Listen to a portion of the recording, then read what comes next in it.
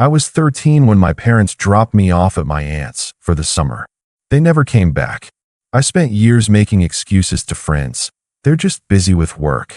My aunt never told me the truth. Then at 22, during my college graduation, my mom walked up like nothing happened. I took a step back and asked, "Why now?" That night, she messaged me, "Can we please start over?"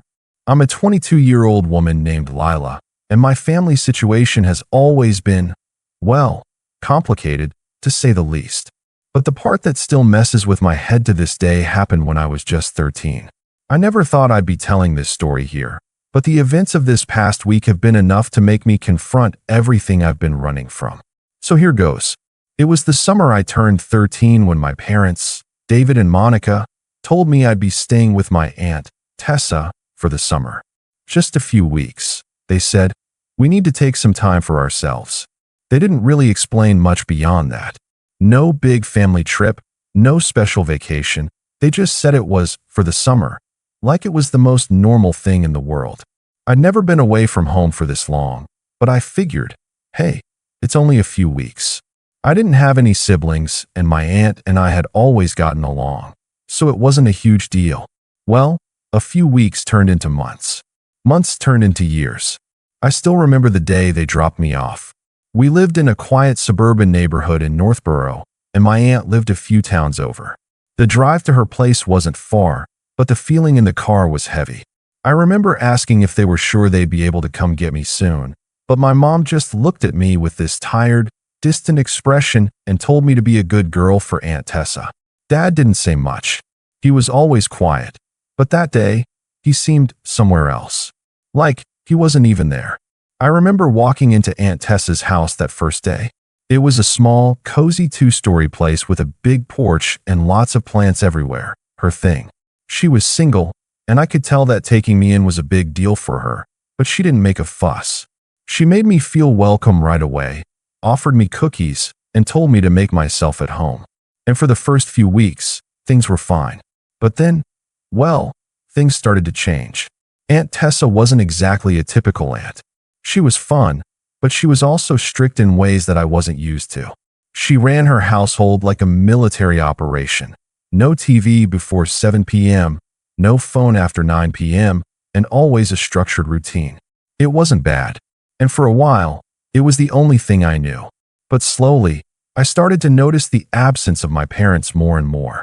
Their calls became less frequent, then almost non-existent. When they did call, they'd ask about school, how I was doing, but they wouldn't talk much about themselves. It was as though they were physically there, but emotionally gone. And after a while, I stopped asking questions. I just accepted that this was how things were. And that's when the excuses started. Every time someone asked me where my parents were or why I wasn't living with them anymore, I'd smile and say they were just busy with work or they were going through something, and I was helping out with Aunt Tessa. I didn't want to explain that my parents had disappeared from my life entirely, that I was left in a place where I didn't belong, where my aunt was trying her best, but, well, she wasn't my mom, was she? But here's the thing, I never knew what was going on. I never knew why they just left. Aunt Tessa never talked about it, never gave me the truth. She just kept up the act like everything was fine, like we were one big happy family. And after a while, I stopped asking her about it too. What was the point? She never gave me an answer that made sense. She would say things like, "You know your mom, Lila? She's just not good with emotions." But that was it. Nothing more. It wasn't until my 18th birthday that things finally cracked. I had come to terms with the idea that my parents weren't coming back. I wasn't mad anymore, just resigned. But then one day, I found an old letter. It was buried in a box in Aunt Tessa's attic, one that had been there for years, gathering dust. It was a letter from my mom to my aunt, and when I read it, my whole world shattered. The letter wasn't just a letter. It was a confession about why they left, why they just abandoned me and never looked back. I didn't read it all in one go. I couldn't. The words blurred together, but I couldn't stop myself. I kept reading, my hands shaking. My mom had written about how she and my dad had been struggling for years, financially, emotionally, you name it. But it was the last part of the letter that hit me the hardest. The part where she wrote, I just can't do it anymore. I need space. I need to get away from her. Tessa, please take her. We can't be responsible for her anymore. Just like that. And that was when I realized they didn't just drop me off for the summer. They didn't just need a break. They gave me away. And for years, I thought it was because I wasn't enough, that I wasn't worth keeping. That day, I burned the letter. I went on with my life, graduating high school, going to college. But I never forgot what I read that day. And then, just a few days ago, something happened that I wasn't ready for. It was graduation day, my college graduation. The one day I'd been working toward for years. I was surrounded by friends, people who had supported me, who had no idea about my past, no idea what I'd been through. And there, sitting in the audience, was my mother. I didn't notice her at first. I was too busy, too caught up in the moment. But then, after the ceremony, as I was walking down the steps to meet my friends, I saw her. She was standing there, smiling like nothing had ever happened, like the last 9 years hadn't existed. I froze, and I couldn't help myself. I took a step back, looked at her, and asked, "Why now?" She didn't say anything at first. Her smile faltered, and she just stood there, almost unsure of what to say. And then, that night, I got a message from her. It just said, "Can we please start over?" I stared at my phone for what felt like hours, not really knowing how to respond. I had so many questions, so many emotions swirling in my head. It didn't make any sense. Why now? Why after all this time? I remember, not even 2 years ago, when I had finally accepted the reality that my parents had just left me. I stopped hoping for a phone call, stopped hoping for any kind of explanation. I had already started to build my life without them. I'd created new routines, formed friendships, and focused on my studies, all while keeping the truth hidden from everyone around me. No one knew about the letter I had found, the dark secret my parents had buried in their wake. So when I saw my mom there, standing like nothing had happened, it was like I was seeing a ghost. She didn't even look different, still the same cheerful, slightly distant woman I had known as a child. But there was no recognition of the pain, the absence she had created in my life. No apology. Nothing. After a few days of sitting with the message, I still hadn't responded. It felt wrong, like I was supposed to fall back into place as if I was just waiting for them to come back all these years. But that wasn't what I'd been doing. I'd built myself from the ground up, without them. Then came the phone call. I was at home, sitting on the couch after a long day, trying to catch up on some work. The call came in from an unknown number. I hesitated for a second before answering. "Hello. Lila, it's your mom." Her voice was soft, almost apologetic, but it didn't have the warmth it used to. It was the voice of someone who didn't know how to fix things, but was trying. I almost hung up right there, but instead, I said, "Why are you calling?" "I know you're angry with me," she started, her voice shaking a little. "But I need you to know that I never meant to hurt you." I wanted to laugh, to scream, but I just stayed quiet. She continued, "I've thought about you every day, Lila. But it was hard. Your dad and I were just in such a bad place. We thought we were doing what was best for you. We thought." I cut her off, my voice sharp. "What was best? You think abandoning me was what was best?" There was a long pause. For a moment, I thought she was going to hang up, but then she spoke again, her tone defensive. "You don't understand. We were struggling. Your dad, he just couldn't handle the pressure. We were both at breaking points, and we couldn't take care of you properly. It wasn't about you, Lila, it was about us. We didn't have the strength. So you just gave me away?" I asked, my voice steady despite the turmoil inside. "You just left me at Aunt Tessa's and never looked back? No explanation, no contact. You let me think I wasn't important enough to come back for." She was quiet again, longer this time. I could hear her breathing on the other end, her regret hanging in the air. Finally, she said, "I'm sorry, but I'm here now, and I want to fix this. I want us to start over." I didn't know what to say. The words felt hollow, like a script she had rehearsed 1,000 times, ready to pull out when the moment was right. The same script she had used for years, in every letter, every phone call, excuses, excuses, excuses. At that moment, I realized something that I hadn't fully processed until then. This wasn't about me. It never had been. It was about her. About her guilt, Her need to feel like she could fix things, like she could be the parent she never was. It wasn't about repairing the broken pieces of my childhood, the years I spent wondering if I was abandoned because I wasn't enough. It wasn't about facing the truth of what they'd done. It was about making her feel better. It was about her trying to reclaim something that had never belonged to her in the first place. I wasn't sure if she even understood how deep the damage went, how much she had scarred me, even without laying a finger on me. She hadn't been there when I needed her the most. She wasn't there when I cried myself to sleep, wondering if she'd ever come back for me. She hadn't been there for the sleepless nights, the awkward moments at school when I had to lie about my parents being busy with work for the 100th time. I wasn't sure if she even could understand. So, what? You think I can just forget all those years? Just forgive you for giving me up like I didn't matter? I asked, my voice trembling with barely contained anger. How am I supposed to believe that now? After everything? There was a heavy silence before she replied, her voice quieter. I never wanted to hurt you, Lila.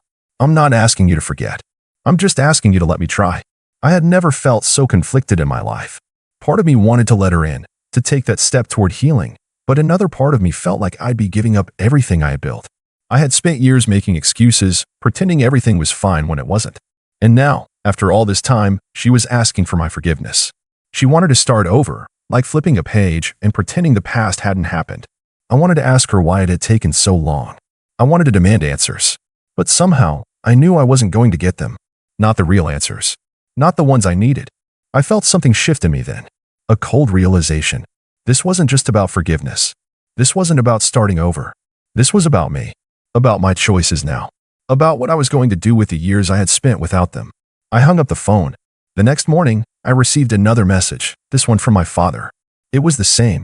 Just a simple, I'm sorry, and a request to talk. And that's when I realized something else. I had to stop waiting for them. They weren't going to fix this, no matter how many times they tried to apologize. I had to stop looking for answers that weren't there. But then again, that didn't mean I had to just let them back into my life without consequences. After I hung up on my mother that morning, the weight of her words and actions started to sink in. For a long time, I had been trying to justify their absence, telling myself they were just struggling, that they'd come back for me when they were ready. But the truth was clear now. I was never part of their plans. I wasn't a priority. I was a casualty of their selfishness. And as much as I wanted to just wash my hands of the whole situation, I knew there was unfinished business. For years, I had let their abandonment define me without ever confronting it.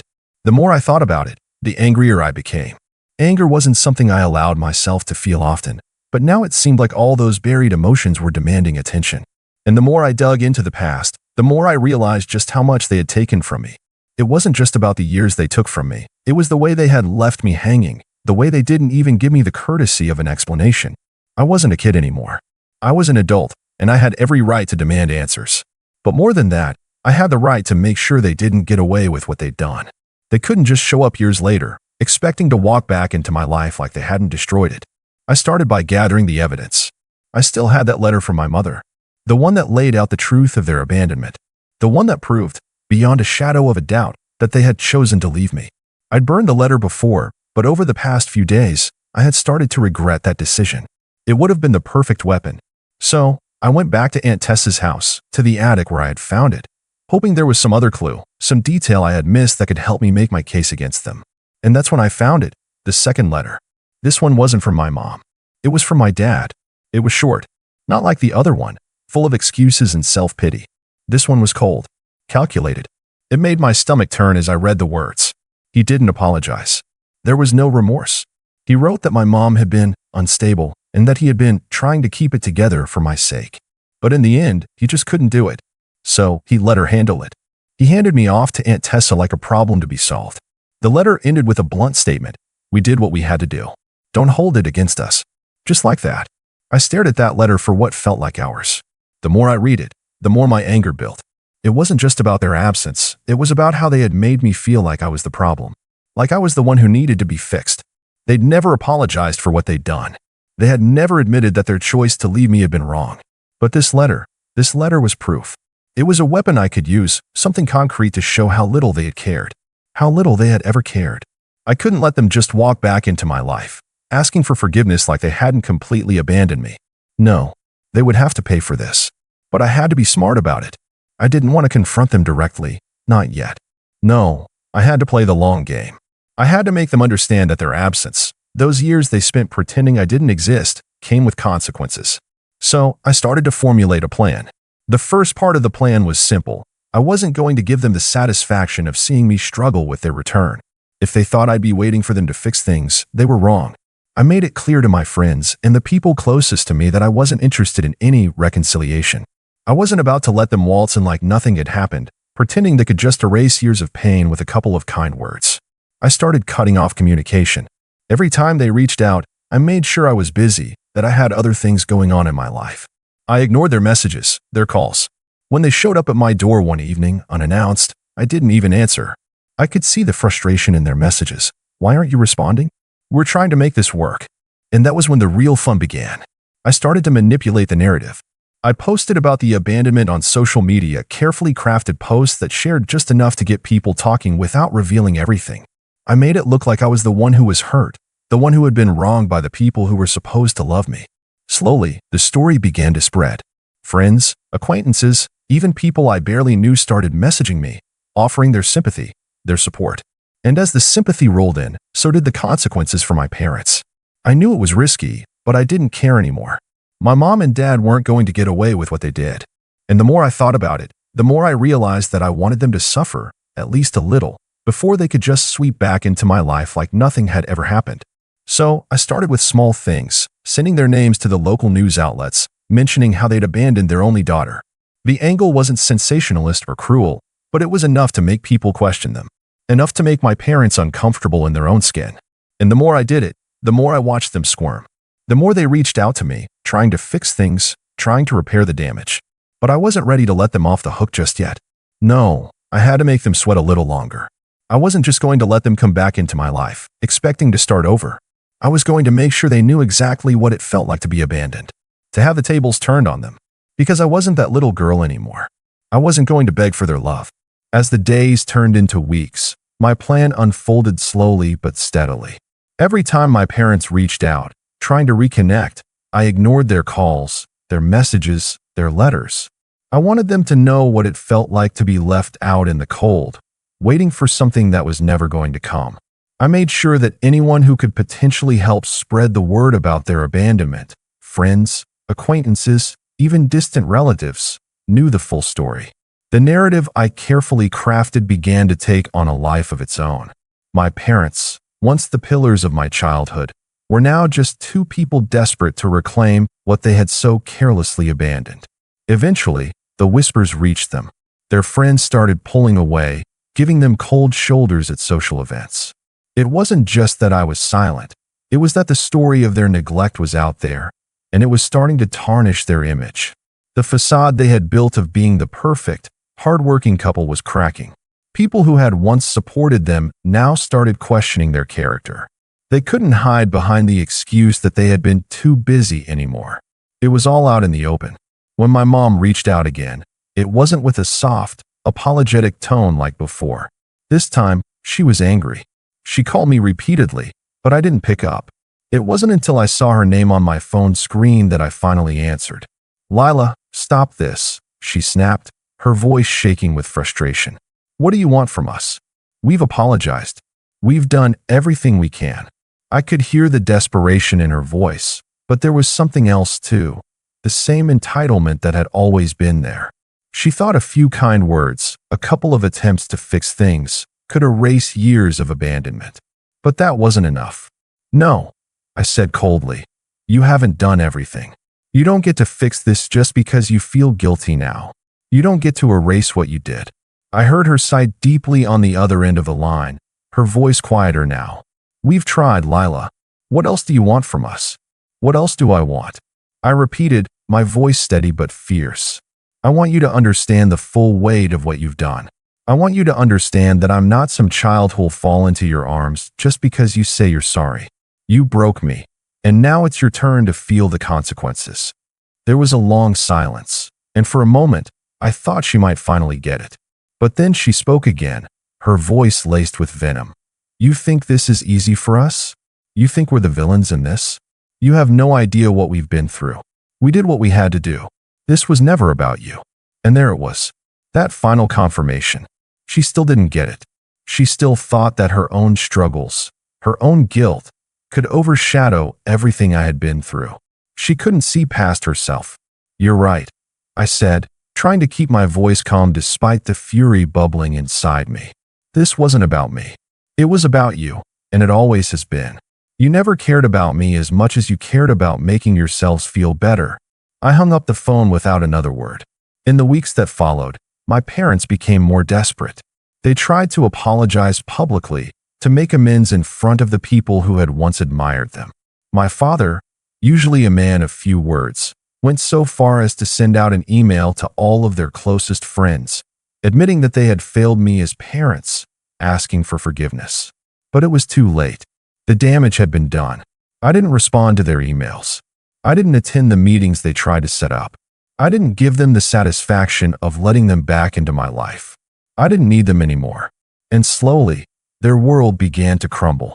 The friends who once adored them started backing away. Their social circles began to fall apart. People started to realize that they weren't as perfect as they had once seemed. My mom, the one who had always been so focused on appearances, began to retreat into herself, her pride chipped away by the shame of her past actions. The final straw came when they tried to throw a dinner party, inviting their closest friends to celebrate their reconciliation with me. It was an elaborate affair, full of expensive food and a show of trying to make things right.